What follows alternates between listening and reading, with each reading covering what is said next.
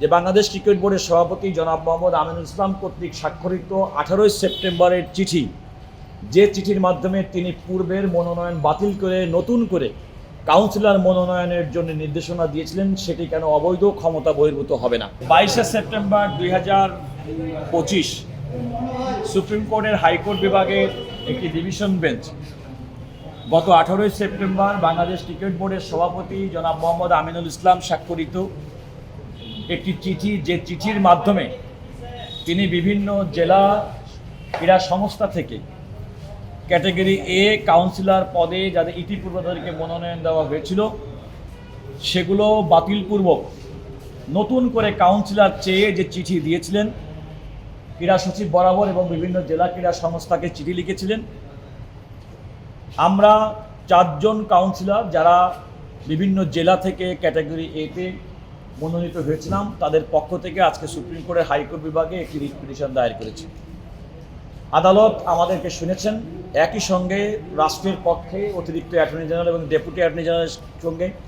দীর্ঘক্ষণ শুনানি হয়েছে, আপনারা দেখেছেন। এবং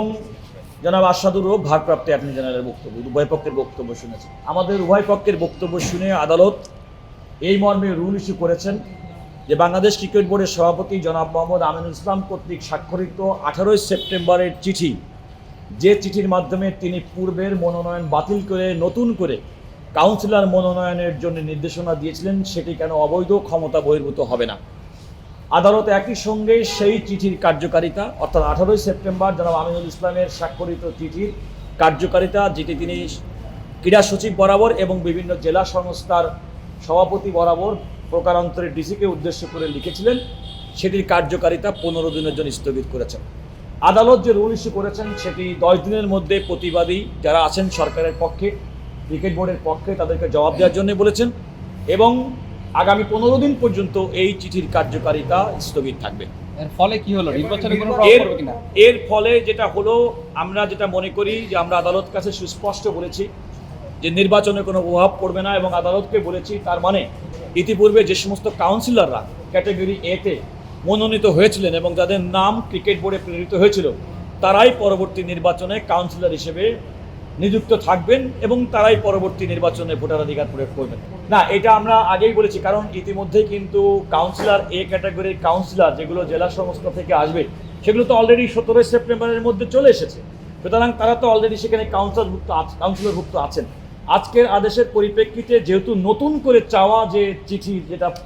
আমিনুল ইসলাম সাহেব করেছিলেন তার কার্যকারিতা যেহেতু স্থগিত হলো, তাহলে সেই ক্ষেত্রে বাংলাদেশ ক্রিকেট বোর্ডের সিও কর্তৃক গত 1 সেপ্টেম্বর যে চিঠির মাধ্যমে এই মনোনয়ন চাওয়া হয়েছিল এবং 2 সেপ্টেম্বর যে ফর্ম প্রেরণ করা হয়েছিল এবং যে ফর্মের ভিত্তিতে মনোনয়নপত্র দেওয়া হয়েছিল, সেই সময় যাদেরকে মনোনয়ন দেওয়া হয়েছিল আমাদের রিট পিটিশনার সহ তারাই কাউন্সিলর হিসেবে থাকবেন এবং তারাই পরবর্তী নির্বাচন করবেন।